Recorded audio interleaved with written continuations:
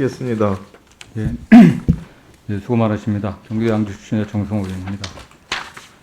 여러 가지 위기에 대한 대응도 해야 되고, 또 저출산 고령화 대비도 해야 되고, 또 늘어나는 우리 국민들의 복지 수요에 대해서 또 정부의 역할도 필요하고, 또 전체적으로는 그 중부담 또 중복지 사회의 어떤 전환에 대비하기 위해서라도 정부에서 이 과세 기반을 확충하고 또 중세의 증세할 수 있는 그런 여건들만 굉장히 필요하다는 점은 좀 이해를 하고 있습니다. 그러기 위해서 뭐 세원도 발굴을 해야 되고 또 소득이 있는 곳에 또 세금이 있다. 또 이런 전제하에 또 자산 소득에 대해서도 적극적으로 또 새롭게 세금을 과세할 수 있는 그런 조건들을 만들어야 된다는 다 충분히 이해합니다.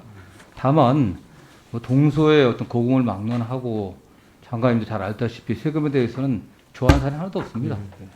그런데 의원들은 뭐 계속 이런 요청을 이해하면서도 또 세금을 좀 깎아줘야 된다. 아니면 또 신중해야 된다는 요구를 계속하는 그런 점도 좀 이해를 해주시기 바랍니다. 어쨌든 세금 과세라고 하는 게 국민들로부터 공감을 얻지 못하면 그게 오래가지 못합니다. 국가나 시스템 자체가 지속하기 힘들기 때문에 그런 측면에서 의원들이 문제제기한다는 점을 좀 이해해 주시고요. 지금 주식 양도세 관련해서도 이미 뭐 입법화돼 있고 또 자산 소득에 대한 과세를 해야 그것이 또 정의와 형평에 맞는 거 아니겠습니까? 그런 점을 이해한다고 하더라도 저는 좀 이게 한번 물론 저 국회의 역할이라고 하지만은 또 국회에서 조세법률 유지에 따라서 국회의원들 결정을 해야 되겠지만 또 정부의 입장이 굉장히 중요한 거 아니겠습니까? 전체 지금 통계를 보면은 2019년도 12월 결산 기준으로 주주수가 610만 명이 넘더라고요. 그 다음에 1인당 보유 종목 수가 4.23 종목이고 1인당 보유 주식수가 15,250주 정도 되더라고요. 실제 이게 10억에서 3억으로 바꾼다고 하더라도 한 10만 명 정도 좀 넘는다고 하더라도 1.5% 이상은 넘어가지 않을 것 같습니다. 더군다나 이게 종목별 과세이기 때문에 대상이 많지 않다고 보더라도 지금 분위기가 우리 사회 분위기가 굉장히 유동성이 넘쳐나고 있는데 지금 젊은 세대가 그나마 막차를 타갖고 투자할 수 있는 데라고 생각하는 게 주식 아니겠습니까? 그래갖고 다 오늘 아침 뭐 일간지를 봐도 그 청년층에서 대출 받아갖고 특히 서울뿐만 아니라 지방에 있는 굉장히 어려운 청년들조차도 대출 받아갖고 이 주식 투자라는 거에 대한 많은 그런 여러 가지 위험성들 그런 우려되는 상황들을 지적하고 있더라고요. 전 그런 게 이게 뭐 대상이 많다 적다를 떠나 그런 심리적인 요건들이 좀 있는 것 같아요. 지금 이게 지금 2016년도부터 보면은 상장 주식 대주주 요건이 지분율 요건은 1%에서 변함이 없습니다. 1% 또는 시가총액 요건은 25억에서 지금 3억으로 줄어들고 있거든요. 저는 오히려 이게 지분율 요건을 좀 이렇게 내리는 게 맞는 게 아닌가 더. 이게 25억에서 3억 동안 지분율은 최초 2%에 50억이었다가 1%에 25억이었다가 지금 1%의 지분율은 계속 있고 그 다음에 이 금액은 시가총액은 이건 3억까지 줄어들거든요. 그렇다고 하면 이 지분율을 줄이는 게 차라리 1인당 보유주 따져보면 지분율을 한 뭐 0. 한 1, 2%를 확 낮춘다고 하더라도 여기에 대한 해당하는 대상이 더 많지 않나. 이게 만약 그 현 상태로 3억으로만 줄여버리게 되면은 이게 뭐 지분율에 해당돼 갖고서 이 세금을 내는 사람은 거의 없을 것 같아요.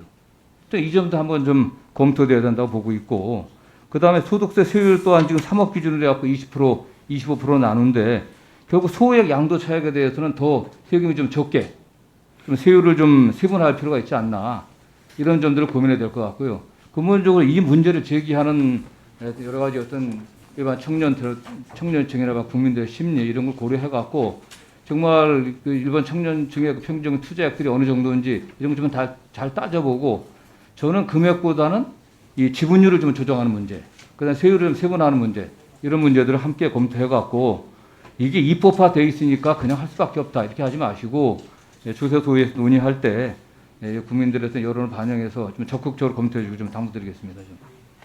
네, 의원님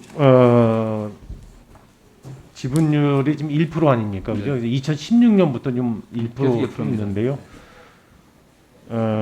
저희도 이 지분율 기준 1%를 존치하는 게 좋은지 아니면은 그 퍼센테이지를 조정하는 게 좋은지도 역시 여러 가지 지금 여야 의원님들이 계속 제기를 하셔서 저희도 같이 그런 내용도 지금 검토를 하고 있다는 말씀을 드립니다. 앞서 말씀드린 것처럼 그 세대 가구 합산을 갖다가 인별 전환하는 거 하고 또 이런 지분율에 대해서도 오늘 의원님께서 지적을 해주셨는데 저희도 그 분야에 있어서도 최근의 상황을 고려해서 검토가 필요하지 않아서 내부적으로 검토하고 있다는 말씀을 제가 이제 지금 뭐 의원님 말씀을 주시니까 말씀을 제가 드립니다. 예.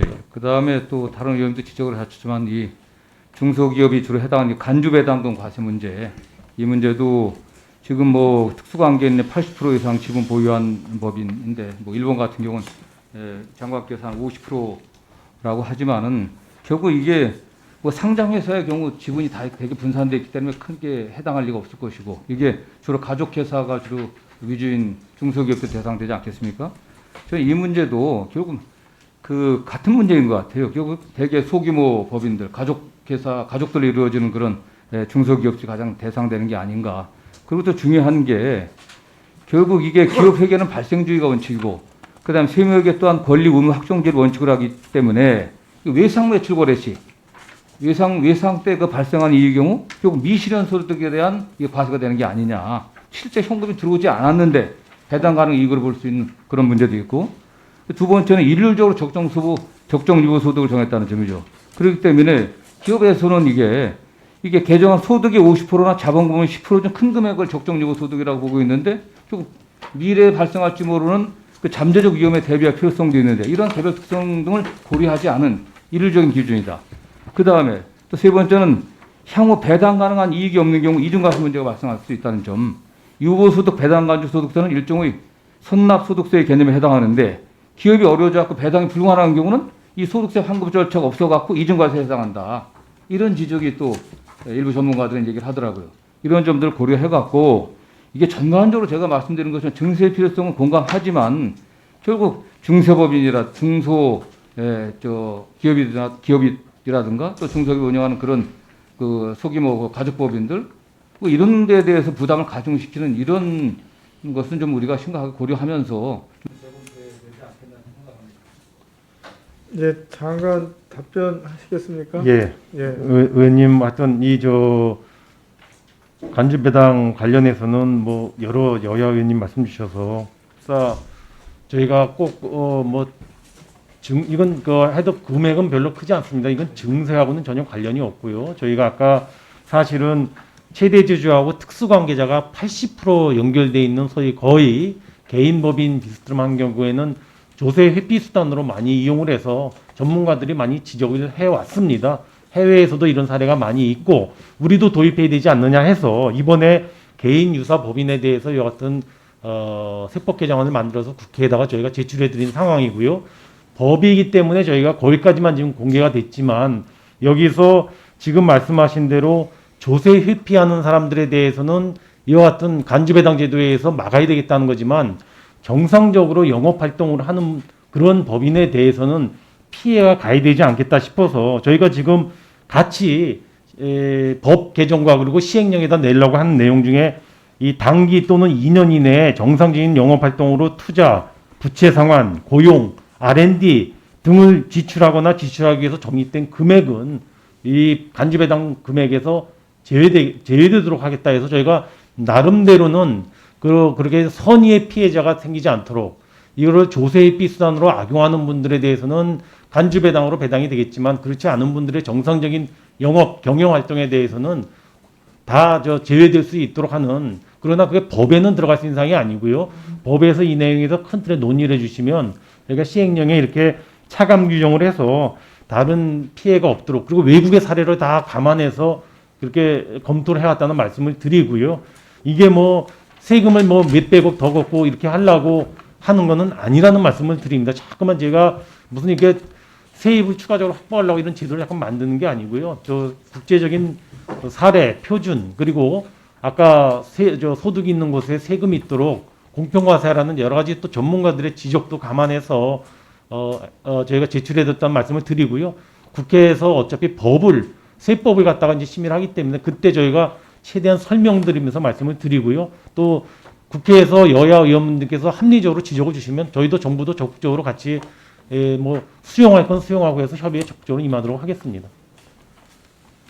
예, 정성호 의원님 수고하셨습니다. 이어서 용해인 의원님 질의하시겠습니다.